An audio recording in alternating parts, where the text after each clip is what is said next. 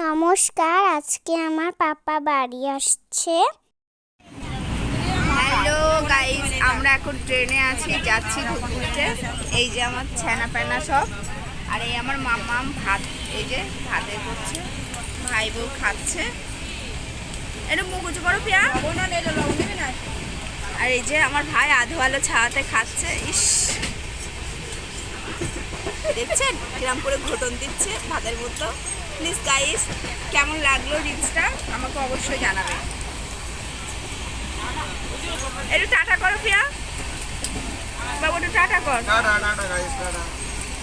এই হচ্ছে জোড়ায় খায় ওরা সবসময়। শুভ দীপাবলি, সবার অনেক শুভেচ্ছা ও অভিনন্দন। এই যে দীপাবলি শুরু হয়ে গিয়েছে, আমি আমার হচ্ছে প্রদীপগুলো জ্বালিয়ে নিয়েছি। তো কেমন লাগছে প্লিজ সবাই কমেন্টে জানাবেন। টাটা। তো বন্ধুরা দেখুন, এখানে আমার মা বসে বসে কী সুন্দর করে তারাবাজি আবার ছড়িয়ে ছড়িয়ে বা ঘুরিয়ে ঘুরিয়ে দেখাচ্ছে। আর আমি এখানে প্রদীপগুলো আগে জ্বালিয়ে যেখানে যেখানে দিতে হয় দিয়ে পরে গুছিয়ে রেখেছি। তো তারপরে সব বাজি ফাটানোর পালা। চলুন দেখুন, মাছ থেকে শুরু করলাম। তো আরও ছেলে মেয়ে সবাই মিলে আমরা বাজি ফাটিয়েছি, যে যেমন করে পেরেছি। খুবই আনন্দ করেছি, খুব ভালো লেগেছে।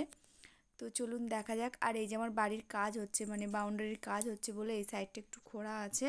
আর এখানে দেখুন ওই শিকগুলো পুঁতে যেগুলো করে ওই কাজগুলো চলছে। আর এখানে ভাই দেখুন, এগুলো কি বলে ঘটবাজি, ও ফাটানো স্টার্ট করে দিয়েছে। কি অপূর্ব লাগছিল, খুব সুন্দর লাগছিল, খুব আনন্দ হয়েছে। তো এবার একে একে সবাই আমরা বাজি ফাটাবো। এই যে মেয়ে ভয় পাচ্ছিল, আসলে মেয়ের হয়েছে কি, আমরা যখন বাজি ফাটাচ্ছিলাম ও উপর দিক তাকিয়েছিল, ওখান থেকে এক বারুদের কণা ওর চোখের ভিতরে ঢুকে গেছিলো। তো ওর খুব জ্বালা করছিল। এটা নিয়ে খানিকক্ষণ তারপর চোখে জল টল দিয়ে আবার একটু প্যাম্পার করে আবারও এসেছে। ভয় পাচ্ছিল ভীষণ। তারপরে যাই হোক, ওর বাবার কোলে আমার কোলে সবাই বুঝিয়ে বাজিয়ে আবার ঠিকঠাক ছিল। তো দেখুন আবারও বাজি ফাটাচ্ছে।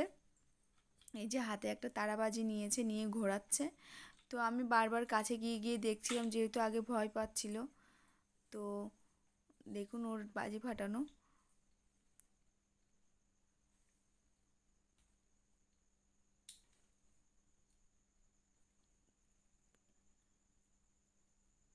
সত্যি কথা বলতে কি, দীপাবলি মানেই কিন্তু বাজি আর চুনি বাল্ব, চারিদিকে যে লাইট, একটা অন্য রকম মুখর হয়ে থাকে চতুর্দিকে।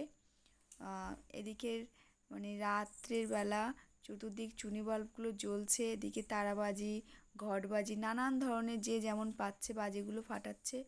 অপূর্ব লাগছিল, খুব সুন্দর লাগছিল এবং খুব আনন্দও হচ্ছিল। তো যাই হোক, একের পরে এক বাজি ফাটিয়েই যাচ্ছে, ফাটিয়ে যাচ্ছে। তো দেখুন কত রকমের মানে বাজি ফাটিয়ে কে কত ফাটাতে পারে, এরকম একটা ব্যাপার আর কি।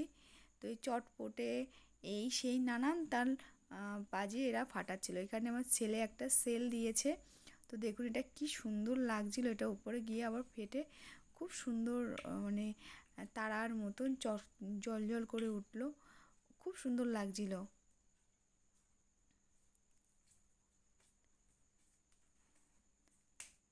মেয়ে একটা ফাটানো হয়ে গিয়েছে, আবার ফাটাতে এসছে। তো এই দেখুন চতুর্দিকটা কি সুন্দর লাগছে। তো আজকে আমরা দীপাবলির দিন আর ঠাকুর দেখতে বেরোনি। ধূপগুড়িতে খুব সুন্দর কালী পুজো হয়, কম বেশি সবাই জানে। যাই হোক, আমরা বেরোবো ভেবেছিলাম যে বাজি টাজি ফাটানো হয়ে গেলে, প্রদীপ টদীপ দেওয়া হয়ে গেলে আমরা রাতের দিকে বেরোবো। তো যাই হোক, রাতের বেলা বৃষ্টি চলে এসেছিলো, আমরা যাইনি। তো আমি যে প্যান্ডেলগুলো পরবর্তীতে দেখেছি আপনাদের সাথে শেয়ার করব। আজকে আমি দীপাবলির রাতটা কিভাবে আমরা কাটিয়েছি, কিছু কিছু ছোট ছোট মুহূর্ত আমি এখানে তুলে ধরেছি। তো কার কেমন লাগে আমাকে কিন্তু কমেন্টসে জানাবেন। হ্যাঁ, আমি অনেক দিন ভিডিও দিতে পারিনি, একটু অসুবিধার কারণে। এবার রেগুলার ভিডিও দেবো। তো আমার মেয়ের সাথে আমি, ওর বাবা দুজনে মিলে ও একটু ভয় ভয় পাচ্ছিল।